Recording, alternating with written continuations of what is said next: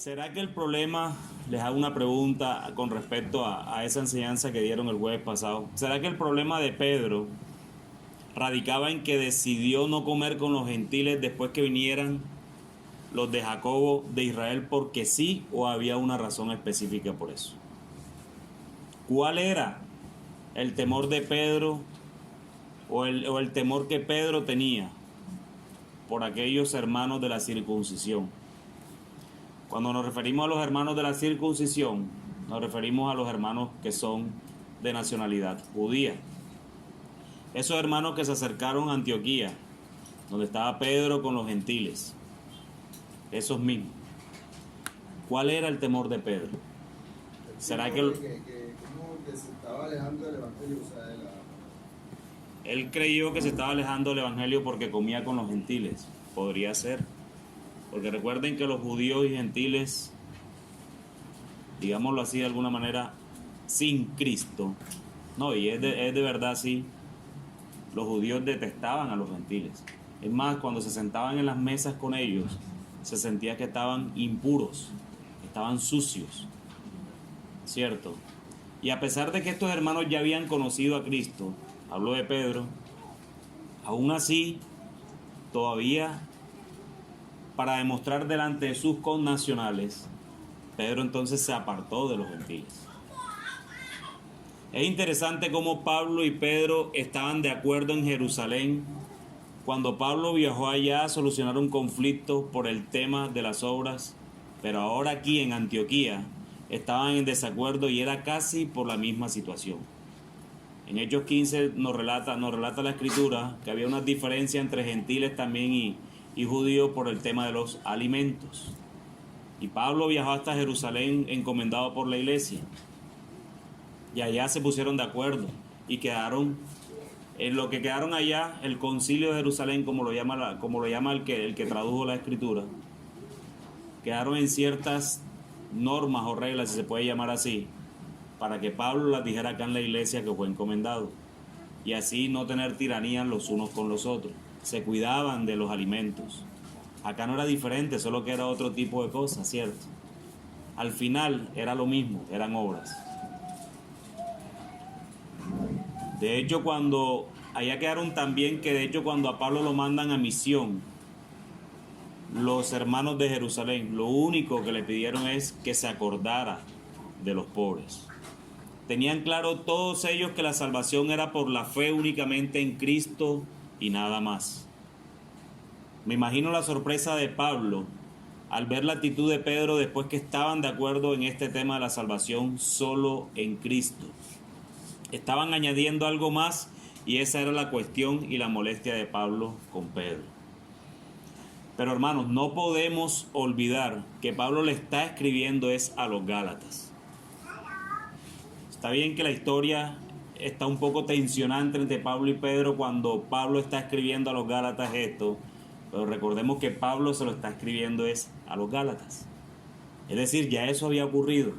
Era una historia que Pablo les estaba contando a ellos, manifestándoles su molestia por lo mismo. Estaban ellos, los Gálatas, invalidando el Evangelio.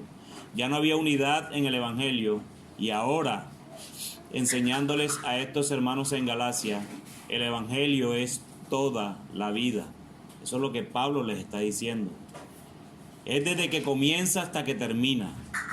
El Evangelio no es solo la puerta, el Evangelio también es el camino, el Evangelio es el fin, el Evangelio es todo. Sencillo, Cristo es todo o es nada. Es así de sencillo, hermanos. No es Cristo y algo más, o Cristo y algo menos. No, es Cristo o no es Cristo. Cualquier cosa que nosotros querramos hacer para tratar de buscar la complacencia del Padre en virtud de la salvación, ojo, y hay que aclararlo, no en virtud de nuestras obras, porque aquel que es creyente obra para el Señor, pero sí en virtud de ganarse el favor de Dios, automáticamente está anulando el Evangelio. Y eso es lo que Pablo les está diciendo a ellos aquí. Esta es la segunda parte del Evangelio de la A a la Z.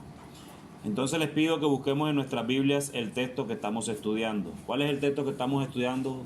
¿Gálatas qué? Gálatas 2, ¿de qué versículo a qué versículo estamos estudiando? Pero estamos estudiando obviamente del 11 al 21, ¿cierto? Yo lo quiero leer todo para que tengamos el contexto cerca. Dice así la palabra de Dios: pero cuando Pedro vino a Antioquía, le resistí cara a cara, porque era de condenar. Pues antes que viniesen algunos de parte de Jacobo, comía con los gentiles, pero después que vinieron se retraía y se apartaba, porque tenía miedo de los de la circuncisión. Y en su simulación participaban también los otros judíos, de tal manera que aún Bernabé fue también arrastrado por la hipocresía de ellos. Pero cuando vi que no andaban rectamente conforme a la verdad del Evangelio, dije a Pedro delante de todos: si tú, siendo judío, vives como los gentiles y no como judíos, ¿por qué obligas a los gentiles a judaizar? Nosotros, judíos de nacimiento y no pecadores de entre los gentiles, sabiendo que el hombre no es justificado por las obras de la ley, sino por la fe en Jesucristo, o la fe de Jesucristo, nosotros también hemos creído en Jesucristo, para ser justificados por la fe de Cristo y no por las obras de la ley. Por cuanto por las obras de la ley nadie será justificado. Y si buscando ser justificados en Cristo, también nosotros somos hallados pecadores, ¿es por eso Cristo ministro de pecado? En ninguna manera. Porque si las cosas que destruí, las mismas vuelvo a edificar, transgresor me hago. Porque yo por la ley soy muerto para la ley, a fin de vivir para Dios. Con Cristo estoy juntamente crucificado, y ya no vivo yo, mas vive Cristo en mí. Y lo que ahora vivo en la carne, lo vivo en la fe del Hijo de Dios, el cual me amó y se entregó a sí mismo por mí. No desecho la gracia de Dios, pues si por la ley fuese la justicia, entonces por demás murió Cristo. Termina fuerte ese versículo. Entonces por demás murió Cristo. Hermanos, entonces sigamos con este método inductivo el cual hemos venido estudiando. Y yo les hago la primera pregunta. En los versículos 15 y 16, ¿qué recuerda Pablo a Pedro acerca de seguir los mandamientos de Dios? ¿Qué recuerda Pablo a Pedro acerca de seguir los mandamientos de Dios? No pareciera muy claro, ¿cierto? Dice, nosotros judíos de nacimiento y no pecadores entre los gentiles. Y uno pregunta, ¿y qué querrá decir Pablo allí con nosotros judíos de nacimiento? Judíos de nacimiento y no pecadores entre los gentiles. La ley divina, ¿a quién fue entregada inicialmente? A los judíos. Es por ello que Pablo le está recordando acerca de esos mandamientos a él. ¿Cierto? Le está mostrando que, mire, nosotros fuimos el primer pueblo. Las tablas de Moisés fue entregada al pueblo de Israel. Nosotros judíos, la ley divina fue entregada a ellos. Por eso la exhortación de Pablo a Pedro. Y acuérdense que ellos siempre decían que los pecadores, o más bien que los gentiles, eran pecadores por naturaleza. Lo que le dije en la introducción, los judíos no comían con gentiles, no se juntaban con gentiles. ¿Por qué? Porque se sentían ya inmundos. Y Pablo le recuerda eso a Pedro. Recuerda que la ley fue dada a nosotros. ¿Y qué significa ese mismo? ¿Qué más le dice? ¿Qué más le recuerda Pablo a Pedro en cuanto a tener fe en Jesús?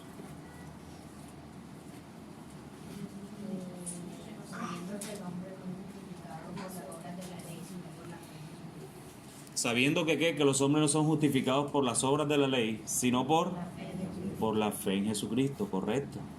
Eso es lo que Pablo le está recordando a Pedro. Ahí está en el texto claramente. ¿Y de qué manera arrojan luz estos versículos al significado de la palabra justificación? ¿De qué manera? Miren, hermanos, justificación es de las palabras más profundas que la Escritura nos da. Justificación es la doctrina o de las doctrinas más importantes que tiene la Escritura. Justificación. Sépase incluso en la historia que aquellos primeros padres protestantes, gracias a ese término justificación, cuando el Señor se les reveló, empezó este tsunami de la iglesia evangélica. Martín Lutero, cuando comenzó a entender lo que significaba la justificación, fue cuando vino ese tsunami que yo creo que ni el mismo Martín Lutero pensaba que iba a venir.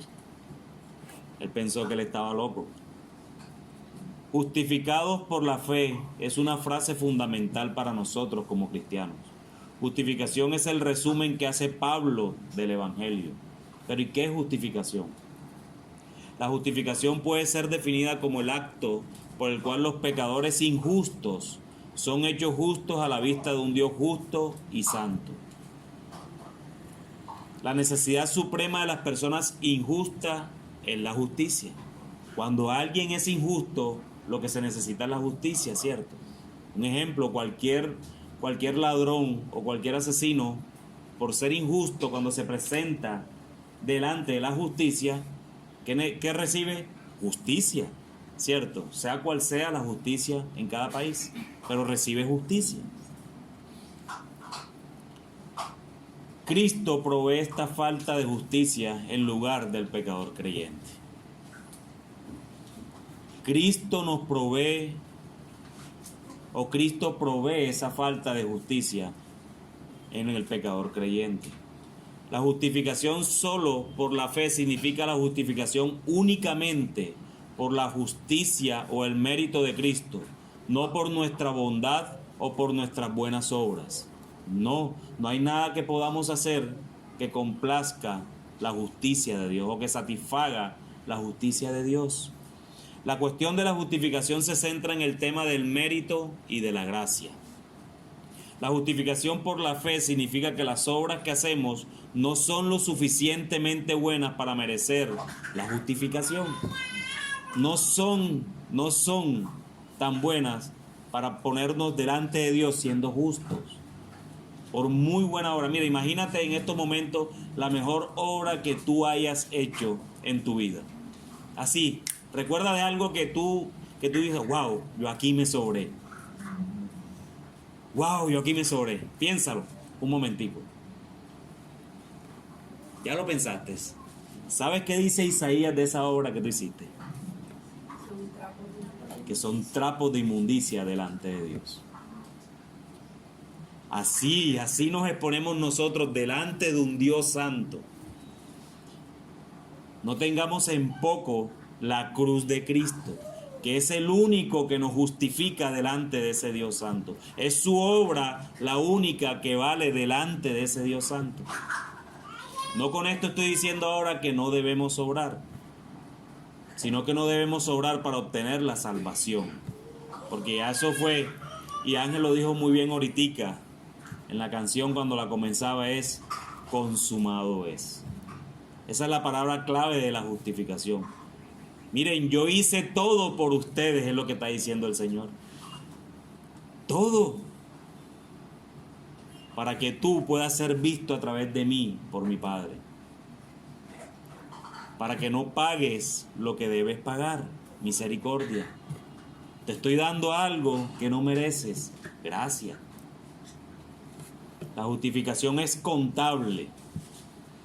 Es decir, somos declarados, contabilizados o considerados justos cuando Dios nos acredita la justicia de Cristo en nuestra cuenta. ¿Alguien aquí es contador? ¿O el único que entendí fui yo? El Señor, su justicia fue abonada a tu cuenta y tu pecado fue abonado a su cuenta. Eso es justificación. Él tomó tu lugar. El lugar que tú merecías. Esa cruz tú la merecías. Y no solo la cruz, sino toda la ira de Dios sobre esa cruz. Eso tú y yo lo merecíamos. Todos lo merecíamos. Pero el Señor, no estimando ser igual a Dios como cosa que aferrarse, Él bajó y se humilló.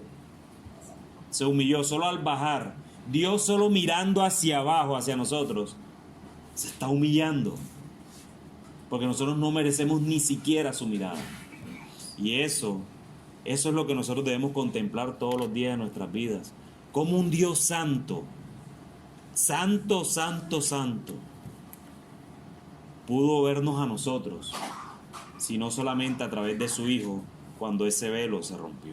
Ese era el significado del velo, el lugar santo, el lugar santísimo. Aquí no entra.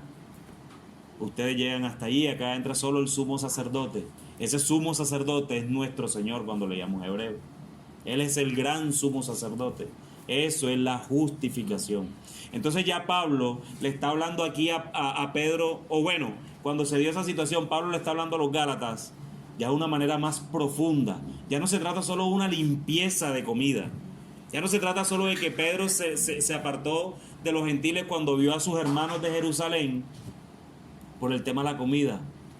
Casi que le está diciendo: lo que tú estás haciendo no es nada comparado con lo que nuestro Señor hizo en la cruz del Calvario para justificarte delante de nuestro Padre. Pablo ha sido más profundo. Hermano, un pequeño aporte. La idea central del Evangelio, y eso es un que Pablo y muchas veces en la Biblia, cuando encontramos la palabra justicia, se está refiriendo al Evangelio. Entonces, es por eso el énfasis que hace Pablo con respecto a la justificación y la importancia que tiene el conflicto de no entenderla. De no entenderla.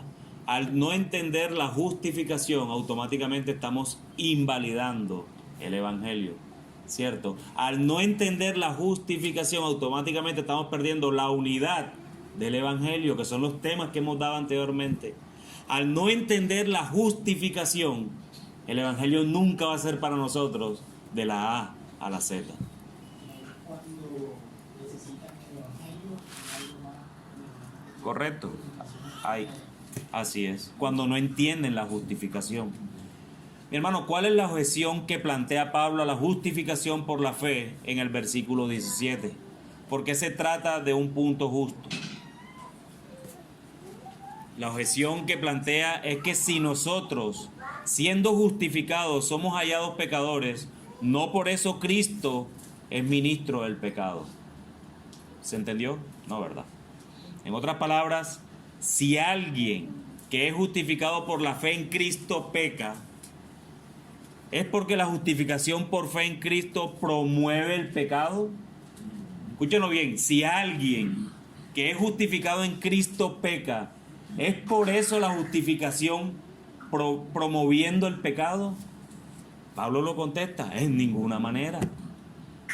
Pero si alguien que profesa fe en Cristo, y óigase bien la diferencia, si alguien que profesa fe en Cristo continúa con el mismo estilo de vida pecaminoso, reconstruyendo la pecaminosidad por la que Cristo pagó el castigo en la cruz del Calvario, en su muerte, no haciendo ningún esfuerzo para cambiar y luchar contra ese pecado que tiene, sino que más bien se deleita y se deleita y se deleita en él, evidentemente, hermanos, no está mostrando por sus frutos que es justificado. Eso es lo que Pablo les está diciendo aquí a ellos. Miren, ustedes son pecadores, pero no por eso Cristo es ministro del pecado.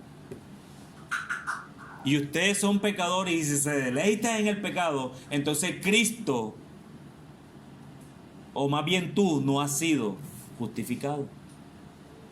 ¿Estás aquí o estás allá?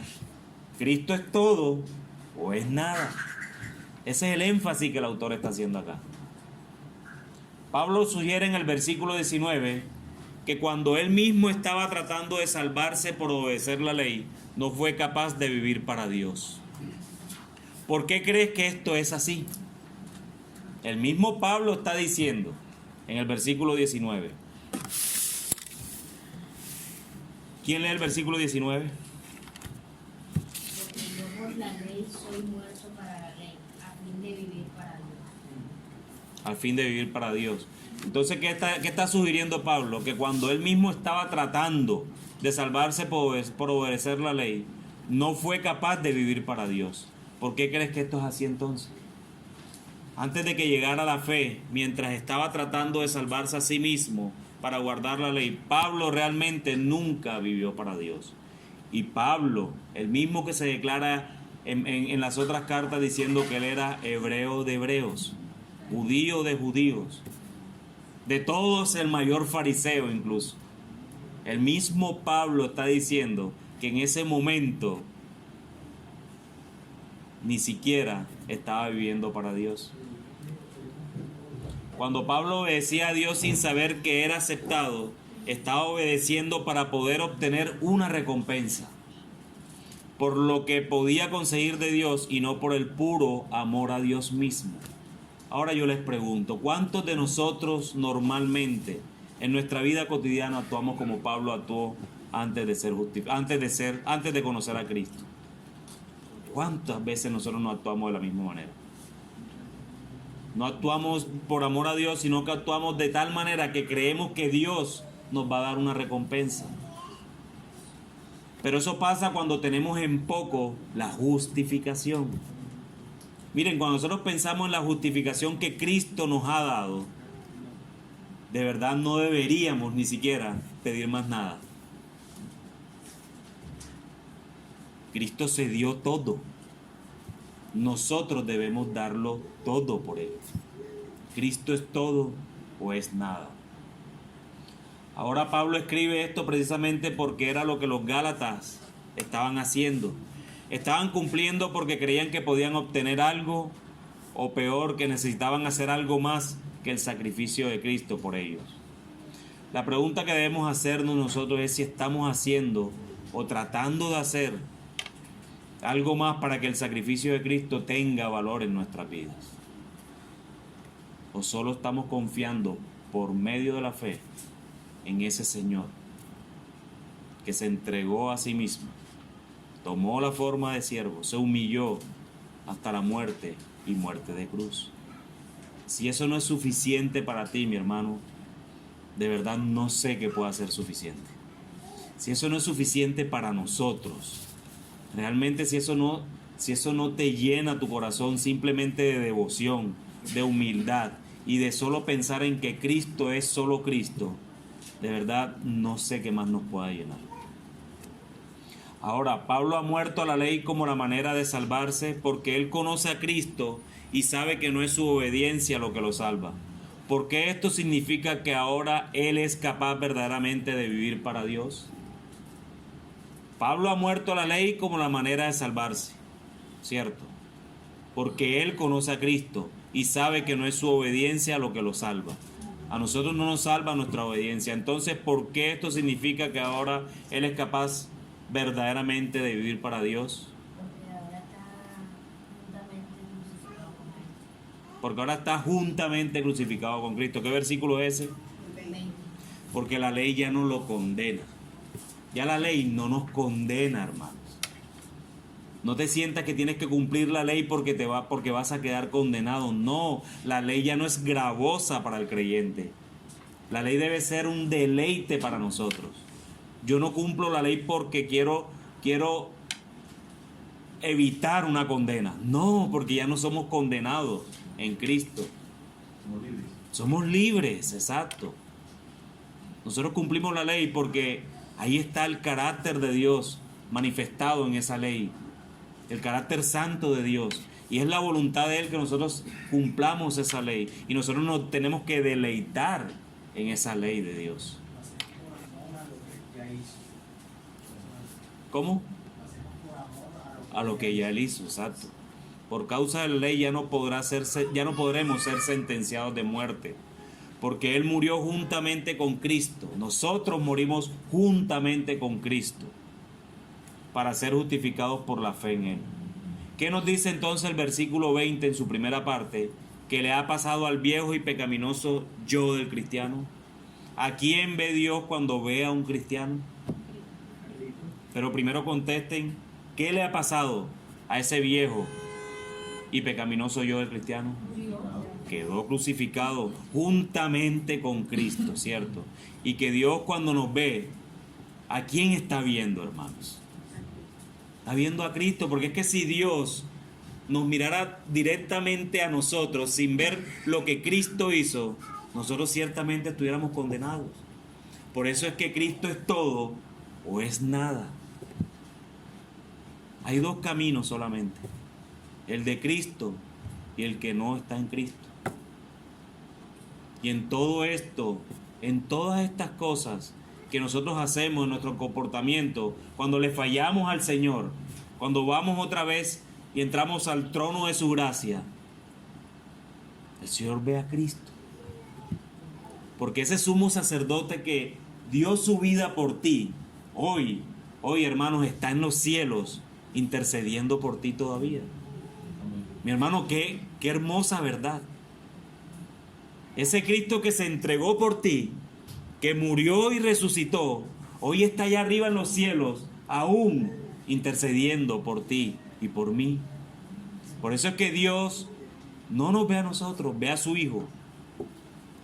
Su Hijo allá al lado de él diciéndole: Padre, ese es mío. Ese es mío. Tú eres de él. ¿Qué más necesitamos aparte de esto?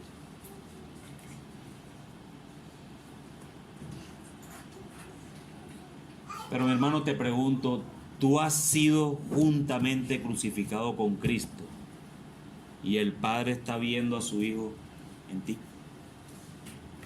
Es una buena pregunta. En los sermones dominicales hemos sido enseñados en Efesios de que debemos andar conforme a su voluntad, debemos andar como Cristo anduvo. Entonces, tú estás andando, tú fuiste crucificado juntamente con Él. O amigo, visita que estás acá, ¿es tu deseo ser crucificado con Cristo y que el Padre vea a Cristo en tu andar? ¿Qué diferencia hace esto en la manera en que un cristiano vive? Listo, fuimos crucificados juntamente con Cristo. Y ahora Dios te ve a Cristo en ti. Pero ¿qué diferencia hace esto en la manera en que un cristiano vive? Pablo lo dice en el versículo 20, ¿verdad? ¿Qué dice? Es de las frases de la Biblia que más me encanta, porque es a su vez de las más difíciles. Y ya no vivo yo, mas vive Cristo en mí. Mira, mi hermano, ojalá y todos los días nosotros nos repitiéramos esta frase todas las mañanas. Ya no vivo yo, vive Cristo en mí. Ya no vivo yo, vive Cristo en mí. Y verás la verdad de la justificación ahí. Y no es que ya no vivo yo y vive Cristo en mí y esto me da derecho a que vaya a hacer lo que quiera. Ahora me voy y en el camino insulto a alguien. No, pero es que ya no vivo yo. Ese fue Cristo que vive en mí. No es ocasión para pecar. No, ese es el viejo hombre que se te está levantando. No, es que el hermano dijo que ya no vivo yo. Ahora vive Cristo en mí. ¿Saben por qué no? Porque afortunadamente Pablo dejó claro esto en el versículo 17. Y si buscando ser justificados en Cristo también nosotros somos hallados pecadores, ¿es por eso Cristo ministro de pecado? En ninguna manera. Así que en ninguna manera puedes ir a pecar a la calle y decir que ya vive Cristo en mí. Porque lo que van a hacer es blasfemar de mi Señor por esa circunstancia. Leamos el versículo 21 un momento. ¿Quién lo lee, por favor? No desecho la gracia de Dios, pues si por la ley fuese la justicia, entonces por demás murió Cristo. Entonces por demás murió Cristo. ¿Quién me dice con sus propias palabras lo que quiere decir ese versículo 21? Rápido, corto.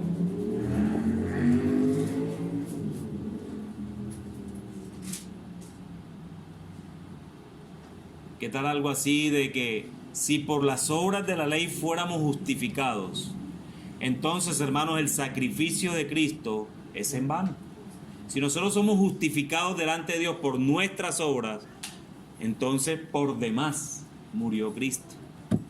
Si son tus obras las que te salvan, entonces Dios hubiese hecho todas las cosas y luego que hubiese dicho, sálvese quien pueda. Porque por demás murió Cristo. Sálvese quien pueda. Esa es la teología del Chapulín Colorado. ¿Quién podrá defenderme? No, sálvese quien pueda. Porque si yo soy evaluado por las obras de la ley, entonces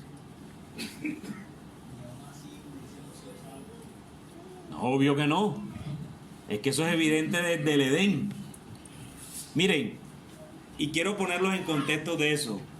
Piensen en Adán antes de la caída. Antes de la caída, Dios creó al hombre a su imagen y semejanza. Y le dijo a Adán, coman de todo, hagan de todo. Lo único que no debes hacer es comer del fruto de esa árbol. Y fue lo primero que hicieron. Entonces, siendo Adán creado perfectamente y aún así cayó, ¿cuánto más nosotros que ya estamos, que nacimos caídos? ¿Cuánto más necesitamos a un Salvador? Por las obras de la ley jamás hubiésemos sido justificados delante de Dios. Si Adán no pudo, no habían pasado 2 capítulos y ya había caído. Ahora, ¿cuánto más nosotros? Yo quisiera de pronto también agregar la frase que tú utilizaste, y es que si fuésemos salvos por la ley, por nuestras obras, pienso que además de que hubiese sido en vano el sacrificio de Cristo, la realidad es que no hubiese sido necesario. O sea, Cristo no hubiese tenido necesidad de venir al mundo y hacer lo que hizo si por nuestras obras no hubiésemos podido salvar. Y quiero aclarar algo, hermanos. Cristo no es el plan B de Dios. Que quede claro en sus mentes. No fue que, porque Adán cayó, entonces ahora sí necesitamos un Salvador. No. Desde antes de la fundación del mundo, ya eso estaba decretado. La caída incluso estaba decretada. Pero entonces, hermanos, ahora miremos las aplicaciones prácticas de este texto. ¿En qué áreas de la vida se te hace más difícil vivir de acuerdo con la verdad del Evangelio? Cuando hablo de la verdad del Evangelio, tenemos que pensar en ese Evangelio de la A a la Z. Acuérdense lo que dijimos al principio, lo es todo. Es el principio y el fin. Es el alfa y la omega, dijeron el jueves pasado. ¿Cierto? ¿En qué áreas de la vida se te hace más difícil vivir eso? ¿En tu vida personal? ¿En tu trabajo a veces? Cuando tenemos esos, o los que tienen jefes de pronto que son difíciles. En tu matrimonio, tal vez se te dificulta vivir el Evangelio. Algunas amistades, las relaciones con tus padres, con tus hermanos, la relación con tus hijos, tal vez. Lo que hizo Pablo fue ayudar a Pedro recordándole el Evangelio. No olvides que ese Evangelio y nada más, que el Evangelio de Cristo es la que nos ayuda a vivir conforme a la voluntad de Dios. ¿Y cómo podrías usar el Evangelio para contestarle a un cristiano que te dijera lo siguiente? Jesús me salvó y ahora estoy viviendo a su manera para seguir ganándome su perdón. ¿Tú cómo le contestarías a un cristiano que te dice eso? Jesús me salvó, está diciendo, y ahora estoy viviendo a su manera para seguir ganándome su perdón. Por demás murió Cristo. Pagó el precio completo, él no pagó medio precio para darme la. Sí. Mi hermano, y hay que entender algo. La justificación no es la santificación. La justificación no es progresiva. La justificación se da una sola vez y para siempre. Es la diferencia con la santificación, que el Señor nos va llevando de gloria en gloria, llevándonos hasta quién, hasta la imagen de quién, del varón perfecto. Y muchas veces confundimos esos dos términos, pero la justificación fue una sola vez y para siempre. Fue una declaración legal allá en los cielos, en donde dijo el Padre, yo he decretado todo. El Hijo, yo cumpliré, y el Espíritu Santo es quien nos convence de todas estas verdades. Hermano, y abordando a la que menciona esa otra frase, la santificación, en la justificación nosotros no hacemos nada. Cristo lo hizo todo, mientras que en la santificación sí es donde nosotros participamos en procurar, como lo veíamos en el Efesios que mencionaba. Nuestra responsabilidad. Hay responsabilidades delante de Dios. También, cuando dice, ya no vivo yo, mas vive Cristo en mí. Y podemos entender que esa parte del versículo, la primera parte del versículo, habla acerca de la santificación, de la justificación. Pero en el versículo sí dice, y lo que vivo ahora en la carne, lo vivo en la fe del Hijo de Dios. Entonces, hay una responsabilidad marcada de parte del hombre. de obrar de acuerdo o en concordancia con el Evangelio mismo, con la justicia de Dios. Amén. No podemos, hermanos, ganar nada delante de Dios así lleves una vida rectísima. Rectísima. El favor de Dios fue ganado por aquel que dijo en la cruz: consumado es.